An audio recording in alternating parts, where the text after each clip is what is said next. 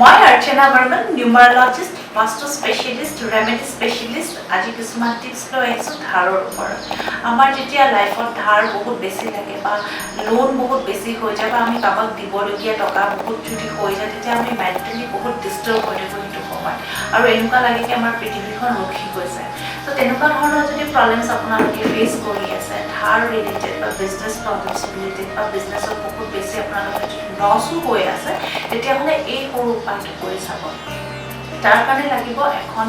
ৰঙা কাপোৰ সিল্কৰ হলে বহুতখিনি ভাল আৰু যদি সিল্কৰ নহয় কটন ৰঙা কাপোৰো ল'ব পাৰে তাৰ লগত লাগিব 58 টা একটকীয়া কইনস 58 টা একটকীয়া কইনস তাতে আপোনালোকে ৰঙা কাপোৰখনত থৈ ল'ব লগতে আপোনালোকে কি কৰিব লাগিব তাতে এটা গোলাপ ফুল দিব লাগিব এটা ৰঙা চন্দন আৰু অকমান 2 পিঞ্চ বা 3 পিঞ্চ আপোনালোকে ৰঙা সিন্দুৰ দিব লাগিব তাৰ পিছত এইখিনি বস্তু আপুনি ভালকে ৰঙা কাপোৰেৰে বান্ধি এটা টুকুৰা বনাই ল'ব আৰু এই কামটো কৰিব লাগিব টিউজডে মঙ্গলবাৰে কৰিব লাগিব তাৰ পিছত আপোনালোকে নিজৰ মূৰৰ ওপৰেদি এন্টি ক্লকৱাইজ 51 টাইমছ ঘূৰাব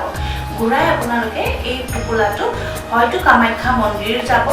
নহবা বগলামা মন্দিৰ বা যিকোনো দুৰ্গা মা মন্দিৰলৈ গৈ আপোনালোকে ভগৱানৰ আগত অৰ্পণ কৰিব তাৰ পিছত তাত আপোনালোকে হাত কৰি প্ৰাৰ্থনা কৰিব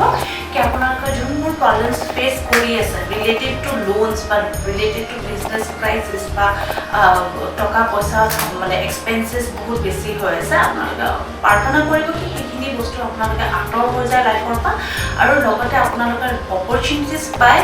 আৰু লগতে ৰাস্তা পায় বা মেন্টালি আপোনালোকে স্যাটিসফাইড হয় যিকোনো কাম কৰি আছে তাৰ কাৰণে আপোনালোকে আশীৰ্বাদ ল'ব ভগৱানৰ পৰা আৰু সেই টুকুৰাটো আপোনালোকে ঘৰলৈ লৈ আহিব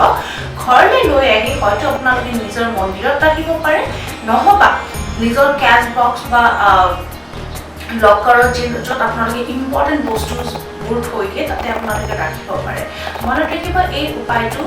আজি সেই এইটো মান্থৰ আজিৰ তাৰিখত যদি কৰিছে নেক্সট